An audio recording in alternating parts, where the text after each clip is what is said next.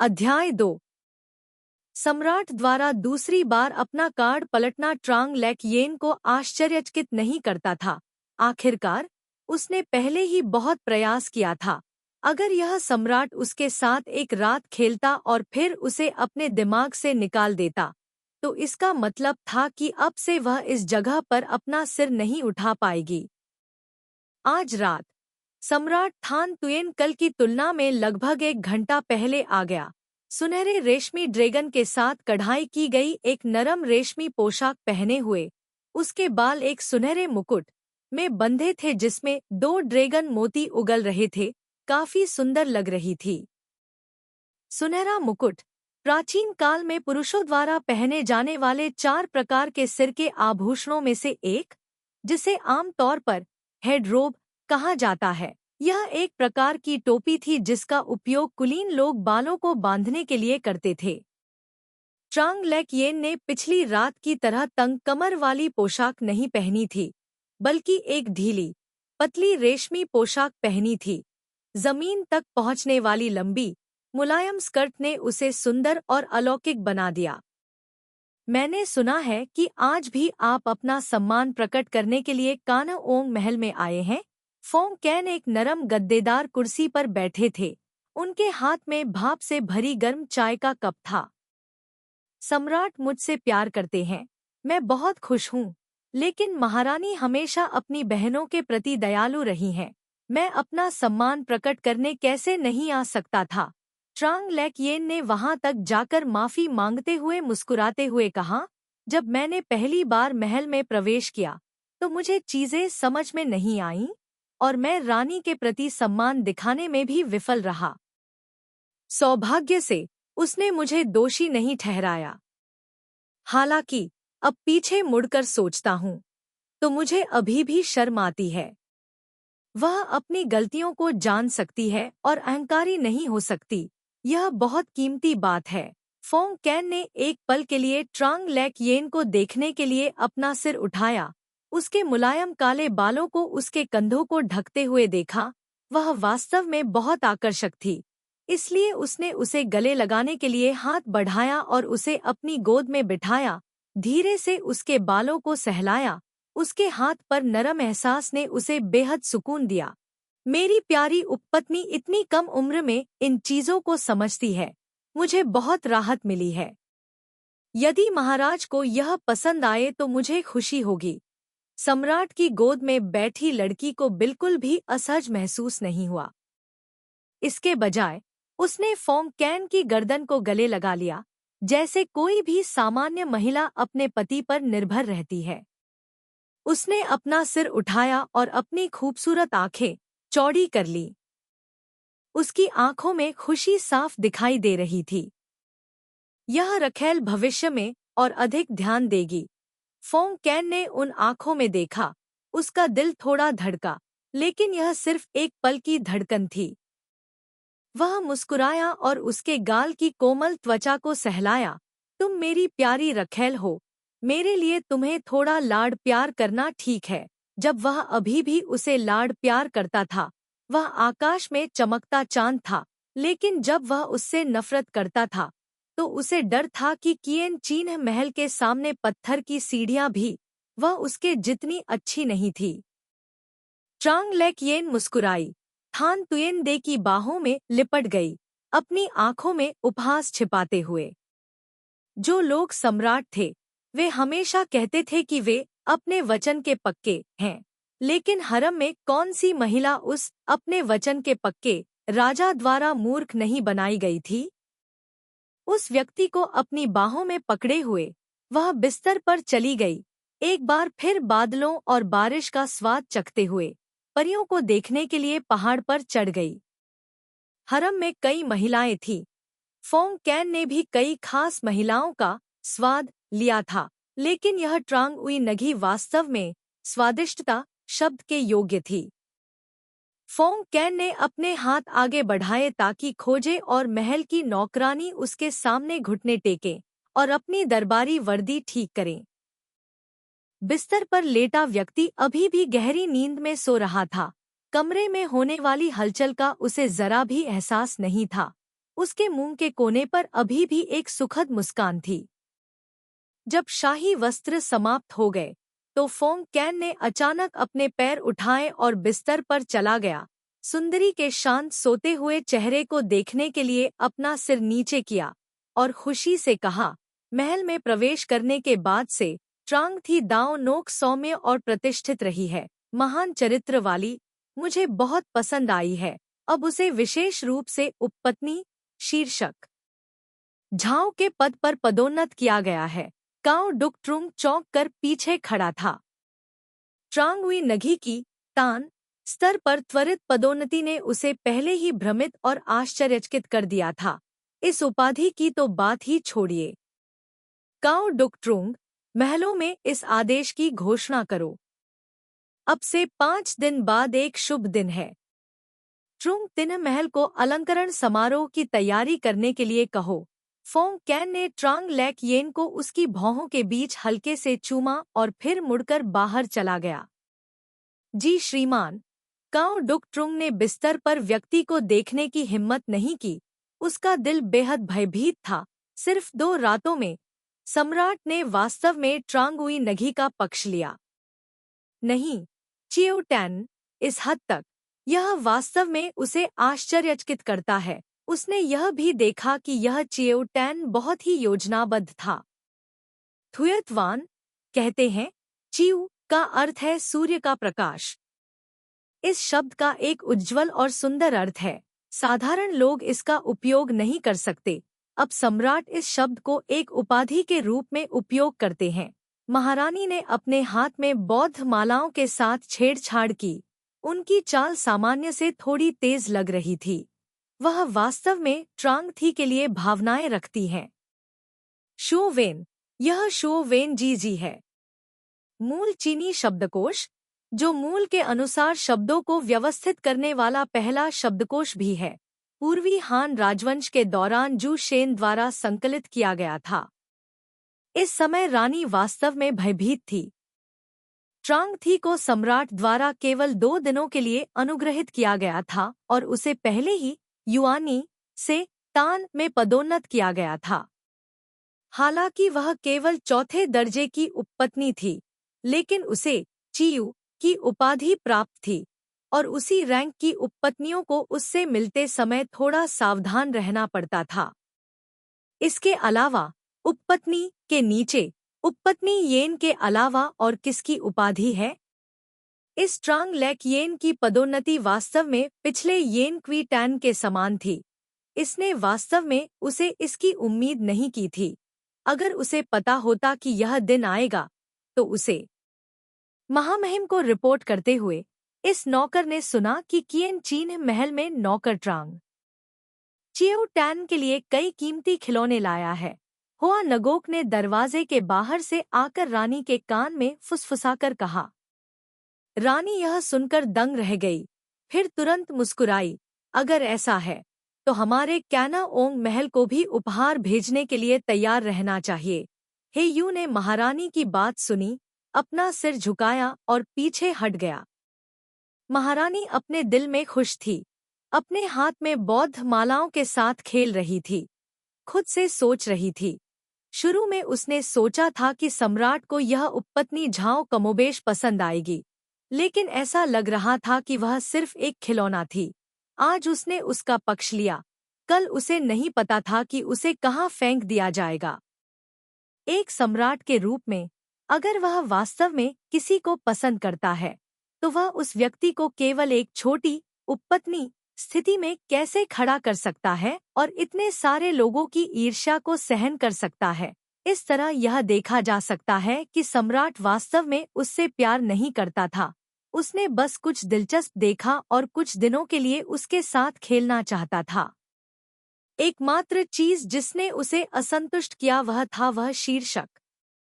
उस उपाधि से पता चलता है कि हालांकि सम्राट को कंसोर्ट झाओ से बहुत ज्यादा लगाव नहीं था, लेकिन उसके मन में उसके लिए कुछ स्नेह जरूर था। उसे अब उसके प्रति ज्यादा उदार होना चाहिए। सभी तरह की कीमती चीजें और रेशम दाओ यू पेवेलियन में एक बढ़ती हुई लहर की तरह उमड़ पड़े। यह उपपत्नी वह उपपत्नी, चाहे वह कृपा पात्र हो या न हो, इस समय वे सभी लोगों को उपहार देने के लिए भेजती थी। जुआंग लुओयान को उसकी पदोन्नति पर बधाई व्यक्त करती थी। हालांकि उनके दिलों में ये लोग इतने ईर्ष्यालु थे कि वे उसकी खाल उधेड़ना चाहते थे। जुआंग लुओयान ने कमरे में सभी कीमती चीजों को देखा, एक बहुत ही अच्छी गुणवत्ता वाले बड़े डोंग झू की प्रशंसा की।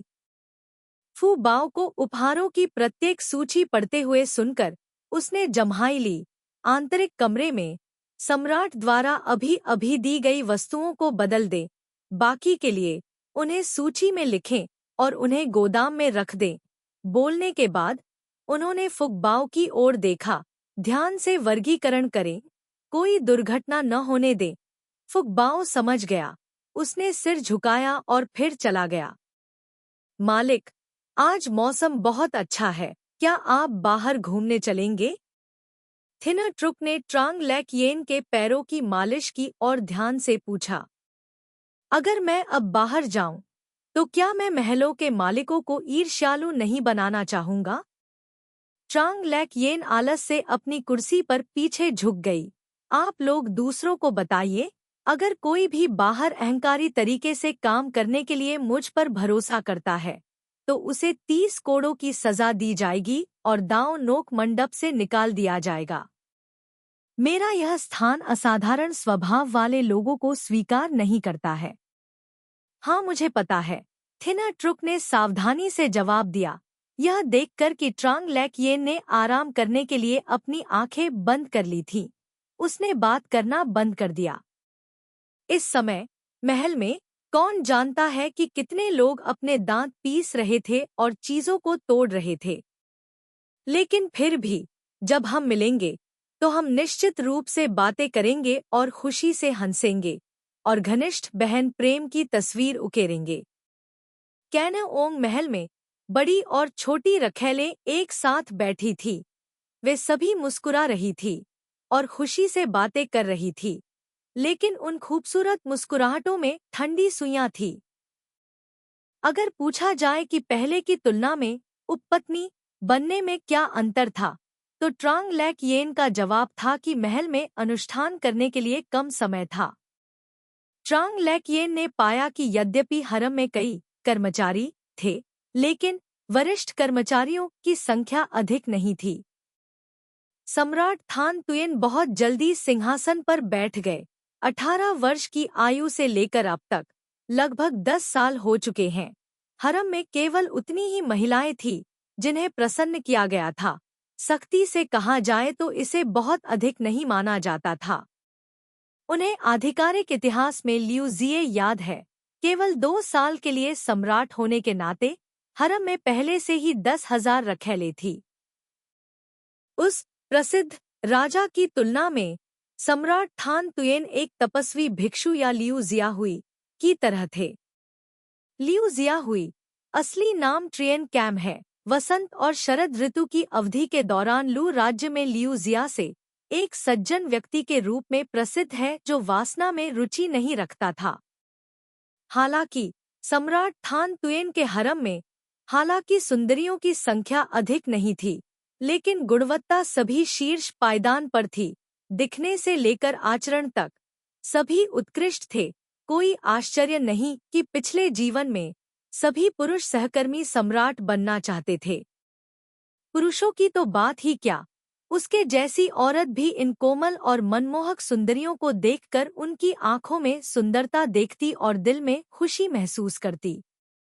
कमरे के अंदर बैठने की व्यवस्था के अनुसार ट्रांग लैक येन ओंग टैन से ऊपर बैठी थी। हालांकि वे दोनों रखैलें थीं। ओंग टैन को उससे पहले रखैल के पद पर पदोन्नत किया गया था, लेकिन ट्रांग लैक येन को एक पदवी दी गई थी, इसलिए उसका स्थान अभी भी अन्य रखैलों से थोड़ा ऊपर था।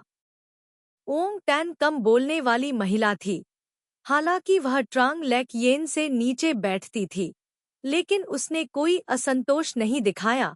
वह बहुत गंभीर थी, जिससे लोगों की नजरें अक्सर बिना किसी प्रभाव के उसके पास से गुजर जाती थी। ट्रांग लेक येन से ऊपर बैठी हुई व्यक्ति तुओंग हियन टैन थी। उसका व्यक्तित्व थोड़ा ज्यादा जीवंत था। कभी कभी वह दूसरे सहकर्मियों को जवाब भी देती थी, काफी चुस्त। वह एक ऐसी महिला थी जिसके अंदर कोई षड्यंत्र नहीं दिखता था। हालांकि एक साधारण दिखने वाली महिला काम के मामले में दूसरों की तुलना में कई गुना अधिक निर्दयी और निर्दयी हो सकती थी। ट्रांग लेक येन ने काम करते समय ऐसे लोगों से कड़वाहट का स्वाद चखा था, इसलिए जब वह यहाँ आई तो उसने किसी को भी नीची नज़र से देखने की हिम्मत न करने की आदत सीखी। शुरू से लेकर अब तक मुझे कॉन्क्यूबिन चियो से एक शब्द भी कहने का मौका नहीं मिला। क्या आप बहनें अपनी चाय से संतुष्ट हैं? रानी ने अपना चाय का प्याला उठाया। कल सेंट्रल पैलेस के नौकरों ने कहा कि यह शुरुआती वसंत की नई चाय है। अगर आप संतुष्ट हैं तो कृपया अपने नौकरों से कहें कि वे आकर इसे आपके लिए ले जाएं। यह मुझे चेतावनी देने के लिए है, भले ही मैं अस्थायी रूप से अनुग्रह प्राप्त कर रहा हूँ। हरम का स्वामी अभी भी वह है। सब कुछ उसकी महारानी के हाथों से ही गुजरना होगा। गोल गोल बातें करना वाकई दिमाग को नुकसान पहुंचाने वाली कला है। ट्रांग लेक येन ने मुस्कुराते हुए जवाब दिया, मुझे उम्मीद नहीं थी कि आज रानी के घर पर मुझे नई चाय का स्वाद चखने को मिलेगा। मैं भाग्यशाली हूँ। वह इतनी मूर्ख नहीं होगी कि महारानी के अधिकार को चुनौती दे। यह तो बताने की जरूरत नहीं कि सम्राट थान तुयेन की नज़र में वह एक सामान्य उपपत्नी थी जो उन्हें थोड़ा खुश कर सकती थी। भले ही सम्राट थान तुयेन को उससे कुछ सच्चा लगाव हो, लेकिन वह आगे बढ़कर नेता नहीं बनना चाहेगी। देखो, तुम कितनी मीठी बातें कर रहे हो। अगर तुम्हें पसंद है तो महल से नौकर भेजकर ले आओ। आखिर ऐसी चाय जैसी चीज को निकालकर इस्तेमाल करना चाहिए। अगर तुम इसे बिना इस्तेमाल किए छोड़ दोगे और यह पुरानी चाय बन जाएगी तो यह बेकार हो जाएगी। रानी ने जब ट्रांग लेक येन को यह कहते सुना तो उसके चेहरे पर मुस्कान आ गई।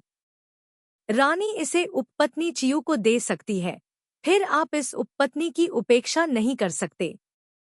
आज यह उपपत्नी भी बेशर्मी से मांगना चाहती है। शाही कुलीन पत्नी यान एक फूल की तरह चमकीली मुस्कुराई। वह खुद एक नीच पृष्ठभूमि से आई थी, इसलिए हालांकि वह सम्राट की कृपा पात्र थी, वह केवल तीसरे दर्जे की शाही कुलीन उपपत्नी थी।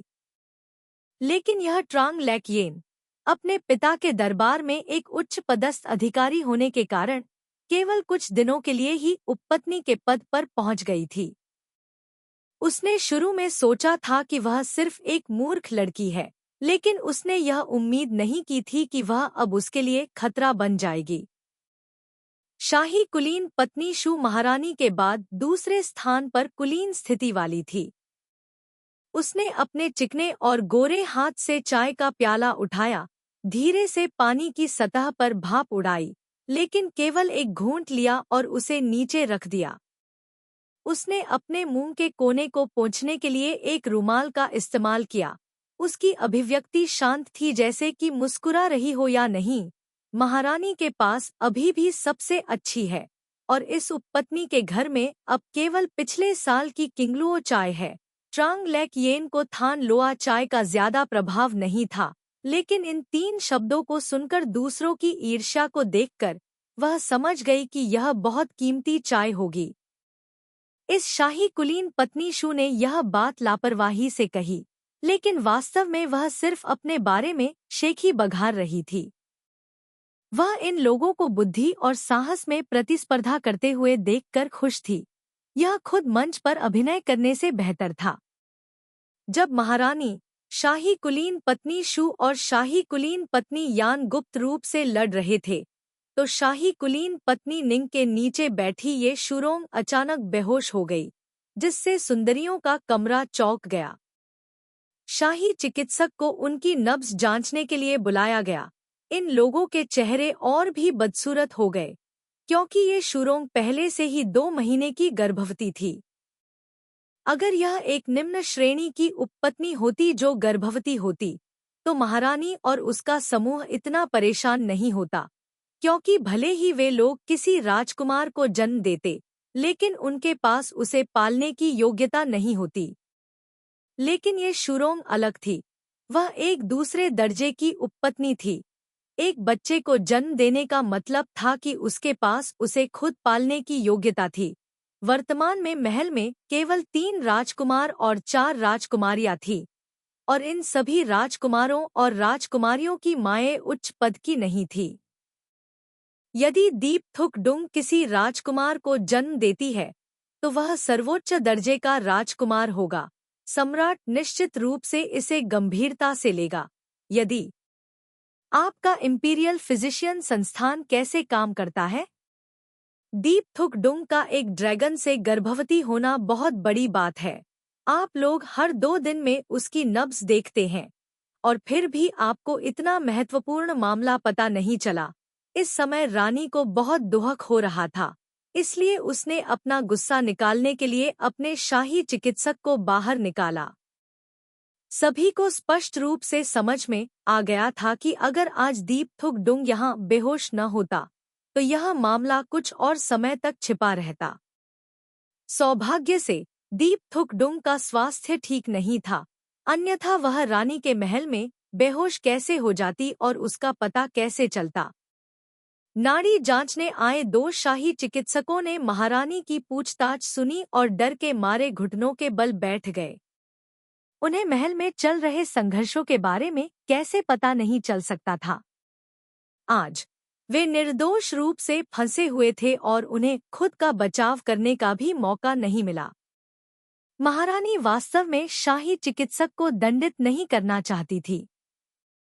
वह अपने दिल में स्पष्ट रूप से जानती थी कि ये शुरोंग इसे छिपाना चाहता था। अंत में उन्होंने केवल चेतावनी के तौर पर शाही चिकित्सक को 2 महीने का वेतन देकर दंडित किया और फिर मामले को जाने दिया। फिर उसने सम्राट को सूचित करने के लिए किसी को भेजा। फेंग जिन अभी दरबार से महल लौटे ही थे जब उन्होंने ये शुरोंग के गर्भवती होने की खबर सुनी। नपुंसक की रिपोर्ट सुनकर उसके चेहरे पर थोड़ी खुशी तो दिखी, लेकिन बहुत ज्यादा नहीं। उसने सिर्फ ये शुरोंग से मिलने के बिना इनाम देने का आदेश दिया। गाओ देजोंग ने सम्राट के चेहरे पर इस तरह की अभिव्यक्ति देखी, यह समझते हुए कि सम्राट को इस ये शुरोंग की ज्यादा परवाह नहीं है। वह चुपचाप पीछे चला गया। उस मामले के बारे में एक और शब्द भी नहीं बोला। फेंग जिन ने कुछ स्मारक पढ़ना समाप्त किया, अचानक अपना सिर उठाया और कहा, गाओ देजोंग, महारानी के लिए नीला जेड फूलदान लाओ। उन्हें बताओ कि मुझे हरम के प्रबंधन में उनकी कड़ी मेहनत याद है, और विशेष रूप से महारानी के आनंद के लिए यह इनाम दो। दास आज्ञा का पालन करता है। गाओ देजोंग को नहीं पता था कि सम्राट के विचार क्या थे। उसने केवल सम्राट के आदेशों का पालन करने के लिए खुद को समर्पित किया। अन्य मामले ऐसे नहीं थे जो उसके जैसे नौकर को पता होने चाहिए। गाओ देजोंग पीछे हट गया। फेंग जिन ने स्मारक को मंजूरी देना बंद कर दिया। उसके चेहरे पर अब कोई खुशी नहीं थी। जब से ये वान जी महल में दाखिल हुई थी, उसने भी कुछ बार उसका पक्ष लिया था, लेकिन उसने केवल इतना ही प्रयास किया कि वह बहुत ठंडा न हो, क्योंकि महल में ये परिवार के वंश से कोई दूसरा राजकुमार नहीं हो सकता था। अप्रत्याशित रूप से ये शी गर्भवती थी। अपने सम्मान का भुगतान करने के लिए स्मारक में अनुमोदन शब्द जोड़ते हुए फेंग जिन ने अपनी आवाज उठाई, मेरे आदेश को आगे बढ़ाओ। आज रात लिन यू मंडप दीप जलाएगा। नियमों के अनुसार सम्राट को आज रात ये शुरोंग के घर जाना चाहिए था, लेकिन उसने इसके बजाय उपपत्नी यान के घर जाने का फैसला किया। यह ये शुरोंग के चेहरे पर एक थप्पड़ की तरह था, और निश्चित रूप से इसने हरम में उपपत्नियों को उपपत्नी यान से और भी अधिक ईर्ष्यालु बना दिया। महल के बाहर गाओ दे झोंग भी सोच रहा था, क्या सम्राट वास्तव में उपपत्नी यान का पक्षधर था?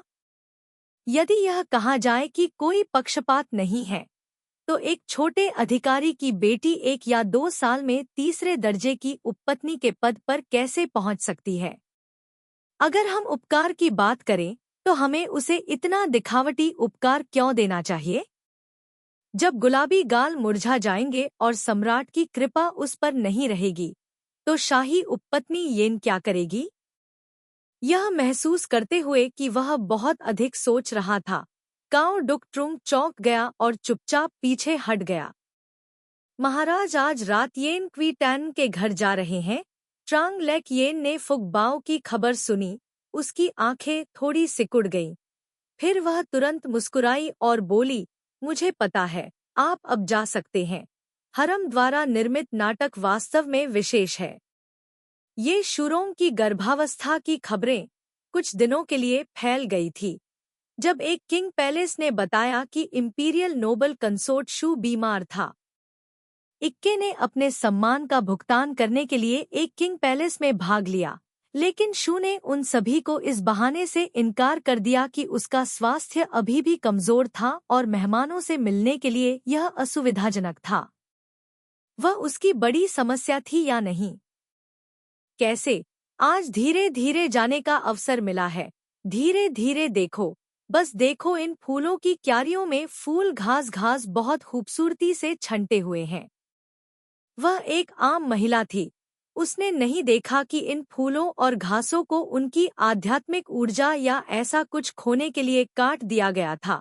उसने केवल महसूस किया कि फूल खूबसूरती से खिल रहे थे, बिना एक भी सूखे पत्ते के। बहुत सावधानी से देखभाल की गई थी। चुपके से आहें भरते हुए उसने महसूस किया कि वह एक अशिष्ट व्यक्ति थी।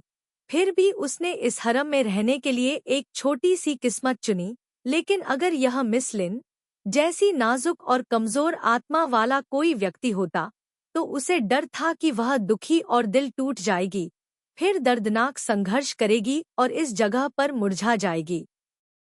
Miss Lin, Lin Daiyu, Dream of the Red Chamber की महिला नायक। यह महसूस करते हुए कि उसके विचार खुशी से एक दुखद रोमांस उपन्यास की दिशा में भाग रहे थे, ट्रांग लेक येन ने अपने विचारों को वापस खींचने की बहुत कोशिश की। युन शी का हाथ पकड़ लिया और ज्यादा दूर नहीं जाने पर उसने एक सुंदर और उज्ज्वल महिला को लोगों के एक समूह के साथ इत्मीनान से उसकी ओर चलते देखा। मैं लेडी येन को अपना सम्मान अर्पित करता हूँ। ट्रांग लेक येन ने स्पष्ट रूप से देखा कि हाल ही में उपपत्नी बनी येन महल में सबसे प्रमुख थी, इसलिए वह घुटनों के बल बैठ गई और दूसरे व्यक्ति को ध्यान से देखा। उसने देखा कि उसने सफेद फूलों से कढ़ाई की हुई आड़ू रंग की रेशमी पोशाक पहनी हुई थी। उसके बालों को सावधानीपूर्वक एक लहराती शैली में कंघी किया गया था। उसके बालों के दाहिने तरफ हेयरपिन का एक सेट था, जिसमें सोने के रेशम से बनी एक तितली थी और जेड़ के साथ जड़ा हुआ था। येन के हर कदम के साथ तितली के पंख थोड़े हिल रहे थे और नीचे की लटकन भी थोड़ी फड़फड़ा रही थी। उसकी सुंदरता वर्णन से परे थी। हेयरपिन महिलाओं द्वारा पहना जाने वाला एक प्रकार का हेयरपिन, जिसके सिरे पर जेड़ से जड़ी लंबी पट्टियां होती हैं, जो चलने पर हिलती और आवाज करती थी। बहन झाओ, इतना विनम्र होने की कोई जरूरत नहीं है। हम दोनों बहनें सम्राट की सेवा कर रही हैं। आप इतनी विनम्र और दूर क्यों हो रही हैं? येन क्वी टैन ने हाथ बढ़ाया, मानो वह ट्रांग लेक येन को उठाने में मदद कर रही हो। उसकी हर हरकत के साथ उसकी कनपटी में बैठी तितली ने एक बार फिर अपने पंख फड़फड़ाए, मानो वह उड़ जाना चाहती हो। इंपीरियल उपपत्नी येन के कपड़ों का यह सेट इतना सुंदर है कि मैं अब इससे अपनी नजरें नहीं हटा सकती।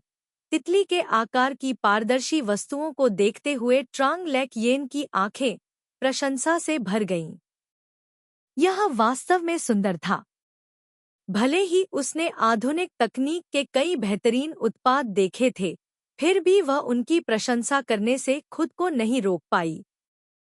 यह देखा जा सकता था कि प्राचीन लोगों की शिल्पकला चरम पर थी। उपपत्नी येन स्पष्ट रूप से ट्रांग लेक येन की प्रतिक्रिया से बहुत संतुष्ट थी। उसके चेहरे पर मुस्कान ने शर्म और गर्व का संकेत दिया। छोटी बहन को यह पसंद है। मुझे इसे तुम्हें दे देना चाहिए था। हालांकि पारदर्शी वस्तुओं का यह सेट सम्राट की ओर से एक उपहार था। मैं इसे किसी और को देने की हिम्मत नहीं कर सकती। ऐसा इसलिए है क्योंकि सम्राट बड़ी बहन से प्यार करता है। छोटी बहन अन्य लोगों के खजाने को लेने की हिम्मत कैसे कर सकती है? इसके अलावा बड़ी बहन के बालों पर मोतियों का सेट एकदम सही मेल खाता है। इसे छोटी बहन को देना एक अच्छी चीज की बर्बादी होगी। ट्रांग लेक येन अभी भी पहले की तरह ही शांत दिख रही थी। उसकी आवाज में थोड़ी प्रशंसा थी, लेकिन लोगों को यह नहीं लगा कि वह ईर्ष्या कर रही है। येन क्वी टैन ट्रांग लेक येन की प्रतिक्रिया से संतुष्ट थी और खुशी खुशी लोगों को दूर ले गई। ट्रांग लेक येन ने उसकी पीठ की ओर देखा। उसके चेहरे पर मुस्कान कम नहीं हुई थी। वास्तव में किसी भी युग में महिलाएं ऐसी ही होती हैं। जब वह दिखावा करना चाहती है, मुझे बस उसकी इच्छाओं का पालन करने की जरूरत है, वह संतुष्ट और प्रसन्न हो सकती है। क्या यह एक घमंडी महिला का आराध्य और निंदनीय पक्ष है? किसी भी युग में महिलाएं पुरुषों की तुलना में अधिक आसानी से संतुष्ट हो जाती हैं। पिछले जन्म में भी आधुनिक समाज में कई महिलाएं केवल एक स्नेही परिवार, एक दृढ़ स्थिर पति की कामना करती हैं जो जिम्मेदारी लेना जानता हो। लेकिन किसी भी युग में पुरुषों को हमेशा महिलाओं से कहीं ज्यादा चीजें चाहिए होती हैं। शक्ति, प्रसिद्धि, पैसा, सुंदरता। प्राचीन महिलाएं अपने पूरे जीवन में 3 आज्ञाओं और 4 गुणों से बंधी रहती थी, जबकि आधुनिक महिलाएं बस थोड़ी मजबूत तीसरे प्रकार की श्रेणी में आती हैं। थोड़ी कमजोर। वे कहती हैं कि बहुत ज्यादा दबाव है। महिलाएं सिर्फ अपने मजे लेने के बारे में सोचती हैं, अपने परिवार का भरण पोषण करने के लिए पैसे कमाना नहीं जानती। पुरुष हमेशा इस बात पर झल्लाते रहते हैं कि वे कितनी मेहनत करते हैं, लेकिन कितने लोग देखते हैं कि उनके बगल में रहने वाली महिला एक मासूम लड़की से एक रूखी बूढ़ी औरत में बदल गई है। जिस घर ने उन्हें इतने सालों तक जन्म दिया और पाला पोसा, वह मातृगृह बन गया है। 9 महीने और 10 दिन की भारी गर्भावस्था और प्रसव के बाद बच्चे का अपना अंतिम नाम नहीं है। महिलाओं के लिए अपने सास ससुर के प्रति पुत्रवत व्यवहार करना स्वाभाविक है, और जो पुरुष अपनी पत्नी के परिवार के प्रति थोड़ा दयालु होते हैं, उनकी अच्छे पुरुषों के रूप में प्रशंसा की जाती है। शादी के बाद जो पुरुष अपना मन बदल लेते हैं, उन्हें सिर्फ बदचलन होने के लिए डांटा जाता है, जबकि जो महिलाएं किसी दूसरे पुरुष के साथ थोड़ी भी अंतरंग होती हैं, उन्हें बेशर्म और बदचलन होने के लिए डांटा जाता है। दरअसल किसी भी युग में, चाहे सामंती हो या आधुनिक, समाज महिलाओं के साथ अन्याय करता है। इसलिए जब ट्रांग लेक येन इस जगह आईं, तो उन्हें कभी असहजता महसूस नहीं हुई। क्या आधुनिक समय में अच्छी स्थिति वाले लड़के कई लड़कियों को उनके लिए लड़ने के लिए अपनी सारी क्षमताएं लगाने पर मजबूर नहीं करते? फर्क सिर्फ इतना है कि खामोश संघर्ष अब सतह पर आ गए हैं और कोई नहीं देख सकता कि किसके हाथ साफ हैं। जो महिलाएं अच्छी तरह जीना चाहती हैं, उनमें खुद को समझने की क्षमता होनी चाहिए। जीवन का अनुभव प्रसन्नचित्त मन से किया जाना चाहिए। क्यों छोटी छोटी बातों पर खुद को परेशान करना, जिससे अंततः आपका पूरा जीवन बर्बाद हो जाएगा। आखिर में क्या कोई सहानुभूति जताएगा? आखिर में उन्हें सिर्फ बेवकूफ शब्द ही मिला। वैन टिच और थिनर ट्रुक ने अपने मालिक की उदासीन अभिव्यक्ति और थोड़ी धुंधली आंखों को देखा और समझ गए कि उसके विचार कहीं और भटक गए हैं। दोनों उसे परेशान करने की हिम्मत नहीं कर सके, इसलिए वे केवल उसे धीरे धीरे चलने में मदद कर सके ताकि वह ठोकर न खाए। गुरुजी, देखिए, वह चपरासी कितना सुंदर खिल रहा है। वैन टिच ने शानदार चपरासी के झुंड को देखा और उनकी प्रशंसा किए बिना नहीं रह सका। ट्रांग लेक येन को होश आया। उसने बैंगनी चपरासी और उसके बगल में कुछ चपरासी को देखा और अचानक उसे तांग राजवंश की एक कविता याद आ गई जिसमें चपरासी का वर्णन किया गया है। आंगन में चपरासी अपने आप में सुंदर हैं। तालाब के सामने कमल थोड़े प्यार के लिए प्रतिस्पर्धा करता है। केवल चपरासी ही राष्ट्रीय सौंदर्य है। ठीक उसी समय खिलता है जब राजधानी में हलचल होती है। मध्य तांग राजवंश के कवि लियू यूशी की कविता चपरासी की सराहना, जिसका अनुवाद दीप लुएन हुआ ने थिवियन.net पर पोस्ट किया है। इस प्रकार के चपरासी का एक विशेष नाम है जिसे कैट कैन टू कहा जाता है। एक मधुर और स्पष्ट आवाज सुनाई दी। क्योंकि यह आवाज बहुत बढ़िया थी, इसलिए ट्रांग लेक येन को यह बहुत अच्छी तरह याद थी। उसने घुटनों के बल बैठकर सलाम किया। शाही उपपत्नी नूह को नमस्कार। इतना विनम्र होने की कोई जरूरत नहीं है। नू फी की हर आवाज कोमल और बेहद मधुर थी। उसने खिलते हुए कैट कैन टू फूलों को देखा और कहा, इस प्रकार के पेयोनी को प्रसिद्ध नहीं माना जा सकता। अगर हम सुंदरता की बात करें तो यह दाई वेई टू होना चाहिए। अगर हम लालित्य और अनुग्रह की बात करें तो यह दा क्वांग बाक होना चाहिए। इस तरह की बिल्ली कैन टू हालांकि सुंदर है, पर्याप्त भव्य नहीं है और इसमें लालित्य की कमी है। शाही उद्यान में इसे उत्कृष्ट नहीं माना जाता है। अप्रत्याशित रूप से इसने चियो टैन मोई मोई का ध्यान आकर्षित किया। मैं एक आम आदमी हूँ। खूबसूरत फूल देखकर मुझे खुशी होती है, लेकिन मुझे नहीं पता था कि पेयोनी की इतनी खूबसूरत किस्म भी होती है। लेक येन ने मुस्कुराते हुए जवाब दिया, यह देखने वाले की नज़र में सुंदरता है। नूह फी भी मुस्कुराई। चियो तान मोई मोई के इन शब्दों के साथ, यह बिल्ली कैन तो उत्कृष्ट नहीं है लेकिन यह अभी भी थोड़ा अधिक सुंदर है। नूह फी के दूर चले जाने तक प्रतीक्षा करते हुए ट्रांग लेक येन मंद मंद मुस्कुराया। यह शाही उपपत्नी नूह मेरे साथ चपरासी पर चर्चा करने नहीं आई थी। उसने सिर्फ अपनी शक्ति दिखाने के लिए कैट कैन टू को उधार लिया था। उसका इरादा यह दर्शाना था कि उसका रूप सबसे सुंदर नहीं था, उसका व्यवहार हरम में सबसे अधिक अलौकिक नहीं था। सम्राट का पक्ष जीतने के बारे में मत सोचो और भ्रमित हो जाओ। यह उपाधि नूह वास्तव में उपयुक्त है। क्या यह कोमलता सोने को नहीं छिपा रही है? इतनी सुंदर आवाज इन शब्दों को कह रही है। यह वास्तव में अफसोस की बात है। मालिक वान टिच और थिनर ट्रुक कोई लकड़ी के सिर नहीं थे। बेशक वे नूह फी के शब्दों में छिपे अर्थ को समझते थे और ट्रांग लेक येन को चिंतित रूप से देखने से खुद को रोक नहीं सके। जाओ और झोंगजिंग पैलेस के नौकर से कहो कि वह कुछ दिनों में दाओ नोक पेवेलियन में कैट कैन टू की कुछ और शाखाएं भेज दे। मुझे अचानक यह फूल पसंद आ गया है। जी श्रीमान। यू शी और टिंगझू ने एक दूसरे को देखा जो इंपीरियल कॉन्सुबाइन एनएचयू ने उन्हें पहले दिया था, उन संकेतों को समझने का नाटक करते हुए। या इंपीरियल कॉन्सुबाइन एनएचयू, लेकिन सम्राट ताओ यू पाविलियन के पास जाना चाहता था। या चेंगक्सुआन ने ताओ यू मंडप में प्रवेश किया। उन्होंने कैट की कुछ शाखाओं के साथ एक पतली सफेद चीनी मिट्टी के बर्तन फूलदान को देखा और कहा, लापरवाही से कहा, मेरी उपपत्नी को चपरासी पसंद है, इसलिए कल मध्य प्रांत महल से कुछ फूलों के बर्तन भेजने के लिए कहें। महाराज को इतनी प्रतिष्ठित उपाधि को बर्बाद नहीं करना चाहिए। मैंने केवल यह देखा कि फूल खूबसूरती से खिल रहे थे, इसलिए मैंने किसी से कुछ टहनियां लाने को कहा ताकि मैं उनकी प्रशंसा कर सकूं।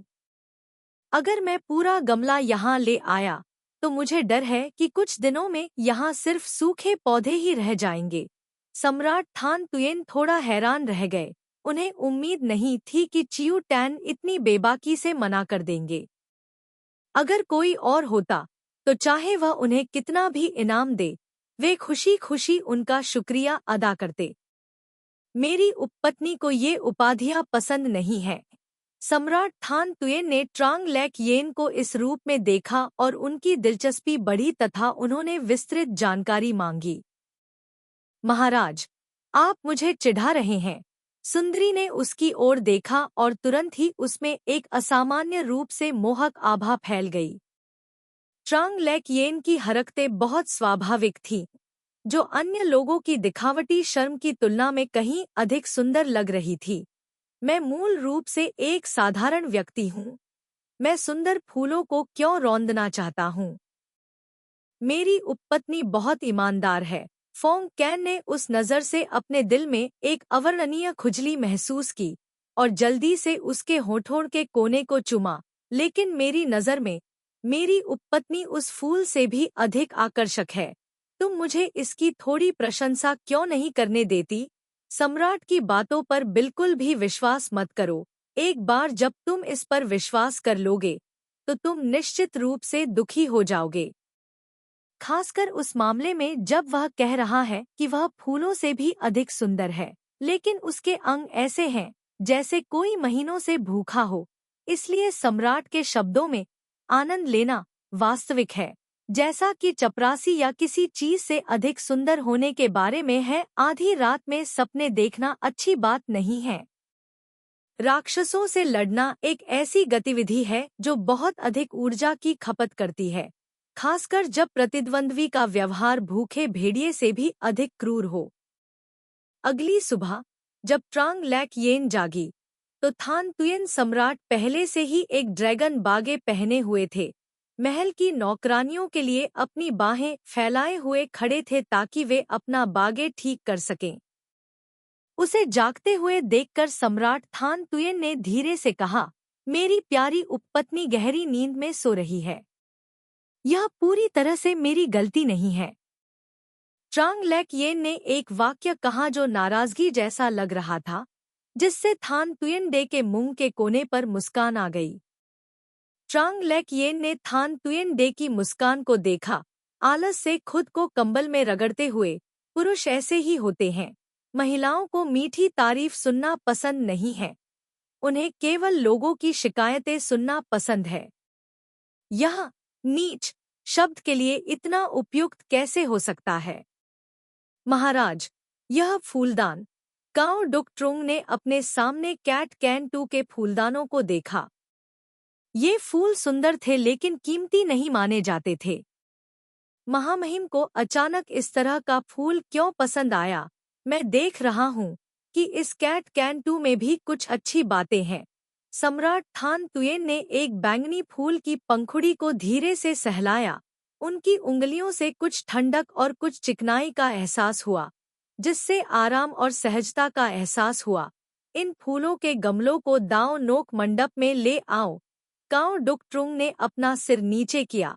उसकी नज़र कैट कैन टू के गमलों पर पड़ी जो शानदार ढंग से खिल रहे थे। अगर उसे सही से याद है तो दाओ नगोक कैक का कुलीन मालिक सिर्फ एक छोटी उपपत्नी थी। सम्राट ने इस कैट कैन टू को पुरस्कृत किया। क्या इससे महल में चियू टैन का दर्जा नहीं बढ़ गया? अगर यह कोई और फूल होता तो ठीक रहता, लेकिन पेओनी कोई साधारण फूल नहीं है।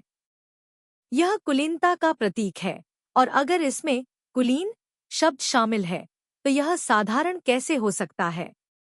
अतीत में हरम के प्रति सम्राट का रवैया केवल लाड प्यार करने का था, प्यार करने का नहीं।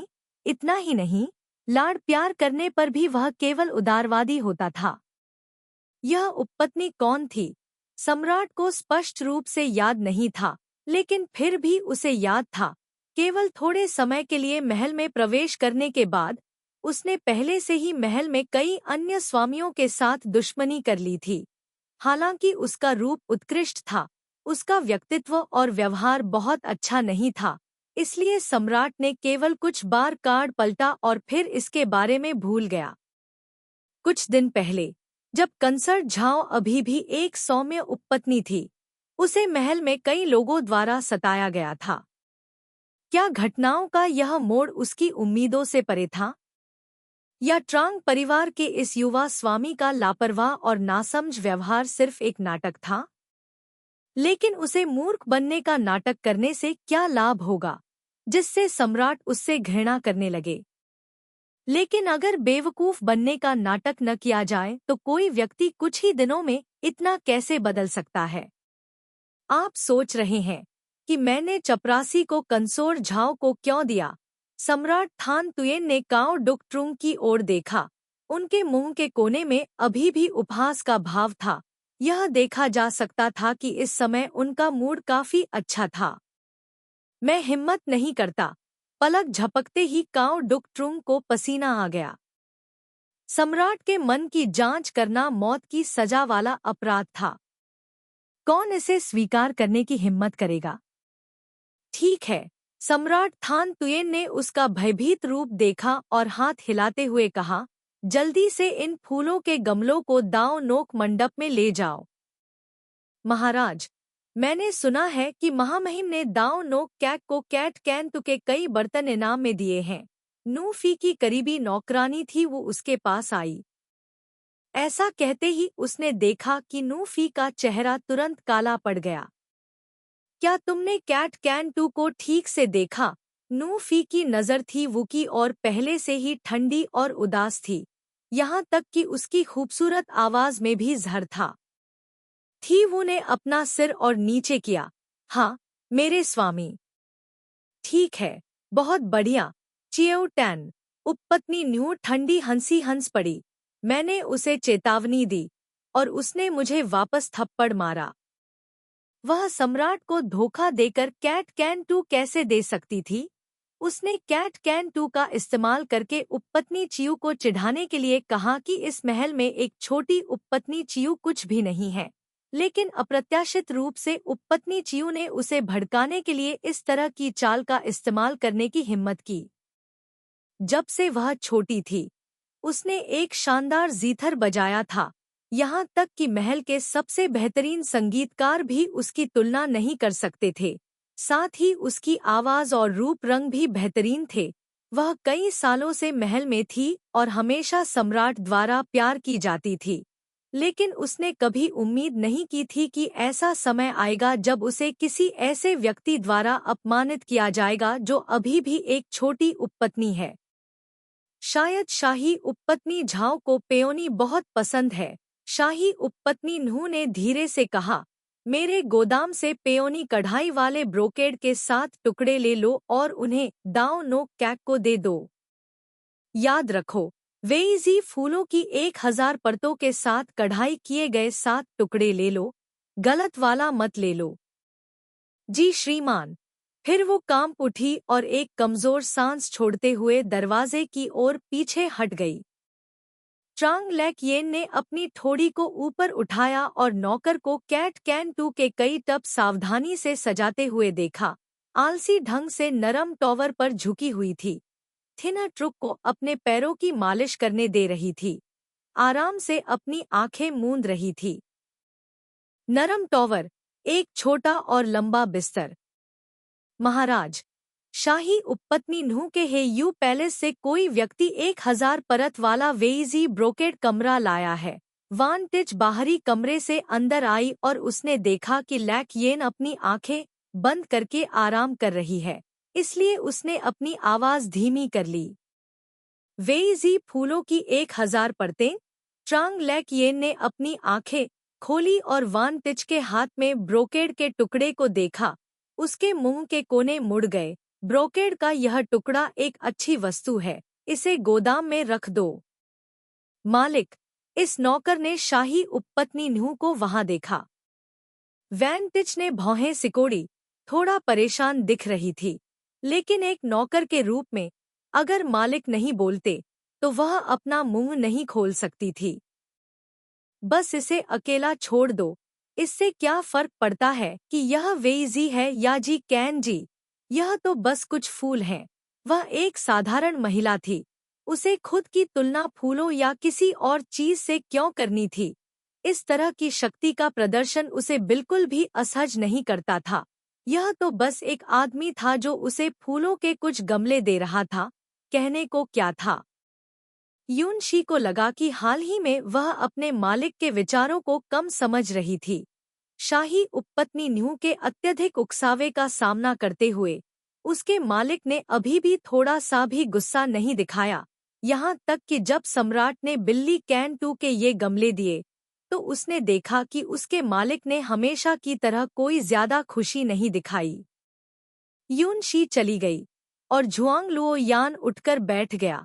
टिंग झू को उसे उठाने में मदद करने के लिए आगे बढ़ा। उसने अपना सिर खिड़की के बाहर हरे पत्तों और फूलों को देखने के लिए घुमाया। उसने आज मुझे यह दिया है, मुझे कल उपहार वापस करने के लिए इसे याद रखना चाहिए। थिना ट्रुक को अपनी रीढ़ की हड्डी में ठंडक महसूस हुई।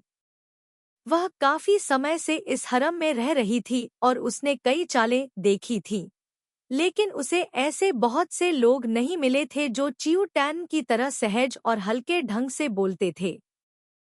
पहले महल की बड़ी नौकरानी जिसने उसे सिखाया था, उसने कहा था कि हरम में व्यक्ति की बोली जितनी अधिक कोमल होती है वह उतना ही अधिक भयानक होता है। उसने चियू टैन के चेहरे पर हल्की मुस्कान देखी और धीरे से अपना सिर झुका लिया। महल की नौकरानी जिसने उसे पढ़ाया था, उसने यह भी कहा कि हरम में एक दयालु और परोपकारी स्वामी की तुलना में क्रूर स्वामी का अनुसरण करना बेहतर है। इस तरह के स्थान पर यदि स्वामी पर्याप्त क्रूर नहीं है तो उसके पीछे आने वाले नौकर को भी उसके साथ कष्ट सहना पड़ेगा। इस जगह पर एक वफादार नौकर दो स्वामियों की सेवा नहीं कर सकता है, और अगर वह वफादार नहीं है तो वह बुढ़ापे में नहीं मरेगा। थिना ट्रुक के मुंह का कोना थोड़ा ऊपर की ओर मुड़ा। शाही महल एक बड़ा कैसीनो था। व्यक्ति को अपने जीवन के साथ जुआ खेलना पड़ता था। एक बार शुरू करने के बाद कोई पछतावा नहीं कर सकता था। इस खेल के लिए शर्त पहले से ही लगाई गई थी। दोपहर के भोजन के बाद फोंग कैन ने शाही मेज पर कहीं बधाई या अच्छे शगुन के स्मारकों को देखा। आखिरकार कलम नीचे रखने का फैसला किया, खड़ा हुआ और अपने बागे के किनारे को लहराया। कोई मुझे अपने कपड़े बदलने में मदद करो। सम्राट को बाहर जाने के लिए कपड़े बदलने में मदद करते हुए काओ डुक ट्रुंग ने उनके उदासीन भाव को देखा और कहा, महाराज, इस सेवक ने सुना है कि वो नाग पैलेस ने अभी अभी एक नया नृत्य जारी किया है। क्यों न हम उसे इसका आनंद लेने के लिए बुलाएं और देखें कि यह कैसा है। यह तो वही पुरानी चालें हैं। सम्राट का भाव ठंडा रहा। क्यों न हम बगीचे में टहलें? अप्रैल में बहुत सारे फूल खिलते हैं। बगीचा रंगों और सुगंधों से भरा होता है। तितलियां और मधुमक्खियां बहुत शानदार तरीके से उड़ती हैं। यह केवल एक अफसोस की बात है कि सम्राट थान तुयेन को महल के दृश्यों की आदत हो गई है। उनकी नज़र में यह सड़क के किनारे एक पत्थर से अलग नहीं है। नाशपाती के बगीचे से गुजरते हुए वह एक गहरे कमल के तालाब के पास आया। यह अप्रैल की शुरुआत थी। कमल के पत्तों में अभी तक कांटे नहीं निकले थे, हालांकि सूखे पत्तों को काट दिया गया था। फिर भी यह लोगों को उजाड़ महसूस कराता था। फोंग कैन ने अपने दोनों हाथ पीछे करके चुपचाप कमल के तालाब की ओर देखते हुए कुछ भी नहीं कहा। महाराज, हम आगे क्यों नहीं चलते? आगे कमल का तालाब है, उसमें अभी कमल नहीं खिले हैं। तो फिर नाशपाती के फूलों का यह टुकड़ा बहुत सुंदर लग रहा है। यह जगह महल का सबसे बड़ा नाशपाती का बगीचा है। अभी फूलों का मौसम है। जब हवा चलेगी तो नाशपाती बर्फ की तरह गिरेगी। काओ डुक ट्रुंग ने नाशपाती के बगीचे में कुछ बातें करते हुए सुना। जैसे ही वह किसी को भेजकर उन्हें जाने के लिए कहने वाला था, सम्राट ने अचानक उसे रोक दिया। ऐसा लग रहा था मानो सम्राट चुपके से सुनना चाहता था। फोंग कैन ने काओ डुक ट्रुंग को रोक दिया क्योंकि उसने सुना था कि यह आवाज दाओ नगोक कैक में चियू टैन की थी। महल में सभी को नाशपाती के फूल पसंद नहीं थे क्योंकि नाशपाती शब्द अलगाव में ली शब्द के समान लगता था। बहुत से लोग इस अशुभ फूल के करीब जाना पसंद नहीं करते थे। चियू टैन यहाँ क्यों आया था? एक रात वसंत की हवा आई। हजारों नाशपाती के फूल खिल गए। ट्रांग लेक येन ने अपना सिर उठाकर सफेद फूलों वाले नाशपाती के पेड़ को देखा। यहाँ बहुत शांति है। बिल्कुल ठीक। मूल पाठ। अचानक जैसे वसंत की हवा आई, हजारों पेड़ और हजारों नाशपाती के पेड़ खिल गए। अनुवाद का अर्थ है, जैसे कि एक रात वसंत की हवा आई, हजारों नाशपाती के पेड़ और जड़ें खिल गईं। तांग राजवंश के सैम थाम द्वारा रचित न्यायाधीश वू को राजधानी भेजने के लिए श्वेत बर्फ का गीत से उद्धृत। मास्टर, इस जगह पर ज्यादा देर तक नहीं रहा जा सकता। नाशपाती के फूल। थिनर ट्रुक कहना चाहती थी कि नाशपाती के फूलों का एक बुरा अर्थ होता है, लेकिन उसे यह नहीं पता था कि इसे कैसे व्यक्त किया जाए। ट्रांग लेक येन कहना चाहती थी कि पुरुषों के दिलों का फूलों से कोई लेना देना नहीं है, लेकिन वह इस हद तक नासमझ नहीं थी। इसलिए उसने कहा, दुनिया खुश होने पर इकट्ठा होती है और दुखी होने पर अलग हो जाती है। मैं एक नश्वर हूँ, बेशक मैं कोई अपवाद नहीं हूँ, लेकिन इस जीवन में मिलना और बिछड़ना तो होगा ही। पुनर्मिलन और बिछड़ने की संभावना से डरते हुए उन पलों को संजोने की कोशिश करना बेहतर है जब हम अभी भी साथ हैं। जब हम वास्तव में अलग हो जाते हैं, तब भी हमारे पास वे सुखद यादें होंगी। हम फूलों के मुरझाने और लोगों के दूर होने का इंतजार नहीं करना चाहते। अतीत को याद करने से केवल चिंता ही बढ़ती है। मास्टर, थिनर ट्रुक ने सोचा कि उसके मालिक के ये शब्द बहुत हृदय विदारक लग रहे थे, और अपने मालिक के महल में प्रवेश करने के बाद से जो कुछ हुआ था उसे याद करके उसे दुख हुआ। लेकिन अगर हम लंबे समय तक एक साथ रह सकें, तो क्या यह बेहतर नहीं होगा? ट्रांग लेक येन ने थिनर ट्रुक की बातें सुनकर बस थोड़ा भावुक होने की कोशिश की थी। वह वास्तव में उसे बताना चाहती थी कि हरम में बहुत सारी खूबसूरत लड़कियां हैं और केवल एक ही सम्राट है। कोई भी चीज लंबे समय तक कैसे टिक सकती है? सबसे सही और आरामदायक रास्ता एक उच्च पद प्राप्त करने और जीवन का आनंद लेने का प्रयास करना है। लेकिन थिनर ट्रुक की गंभीर और सहानुभूतिपूर्ण अभिव्यक्ति को देखकर उसने सोचा कि उसे थोड़ा और कमजोर होने का नाटक जारी रखने की आवश्यकता है। यह मेरा थोड़ा मूर्खतापूर्ण विचार है। तुम्हें अपने दिल में रखना। जब तुम हो तो मैं खुश हूँ, जब तुम चले जाओ तो मैं दुखी हूँ। लेकिन जब तुम जाना चाहोगी, तो मुझे थामे रखने की कोशिश करने से मेरा दिल और अधिक दुखेगा। न देखना और न सुनना ही बेहतर है। अच्छी यादें होना ही काफी है। हरम में दो प्रकार की स्त्रियां होती हैं। एक प्रकार लाभ के लिए लड़ती है, एक प्रकार प्रेम के लिए लड़ती है। दूसरा प्रकार दयनीय और दुखद है। पहला प्रकार दयनीय और निंदनीय है। थिनर ट्रुक ने ट्रांग लेक येन के कंधे से नाशपाती की पंखुड़ियों को सावधानीपूर्वक हटाया। मास्टर, हवा चल रही है, चलो घर चलते हैं। ट्रांग लेक येन को लगा कि अब वह और दिखावा नहीं कर सकती। ये शब्द कहने से उसके पेट में दर्द होने लगा और थिनर ट्रुक के लिए यह मुश्किल हो गया। इसलिए उसने सिर हिलाया और कहा, चलो घर चलते हैं। समृद्ध समाज में रहने वाले लोग कहते हैं कि प्रेम जरूरी नहीं कि प्रेम ही हो, लेकिन इस बुजुर्ग महिला के लिए उसका पति ही उसकी पूरी दुनिया था। उसे संजोना ही उससे प्यार करना था। ट्रांग लेक येन ने बस ऐसे ही कुछ बेतरतीब शब्द कहे। थिनर ट्रुक ने उन्हें सुना और अपने दिल में उन्हें याद किया। जब उसने अपना सिर घुमाया तो फूलों के समुद्र में चमकीले पीले रंग का एक धब्बा दिखाई दिया। ट्रांग लेक येन ने अपनी आंखें नीची की और थान ट्रुक का हाथ पकड़ते हुए कहा, थिनर ट्रुक, अभी जो शब्द मैंने कहे थे वे सिर्फ मेरे भ्रम थे, और तुम्हारा सपना भी। मैंने सिर्फ उन्हें सुना और बस। अगर तुम भूल भी गए हो तो भी मैं इसे सपना ही मानूंगा। अगर प्यार नहीं आया तो मैं न जानने का नाटक करूंगा।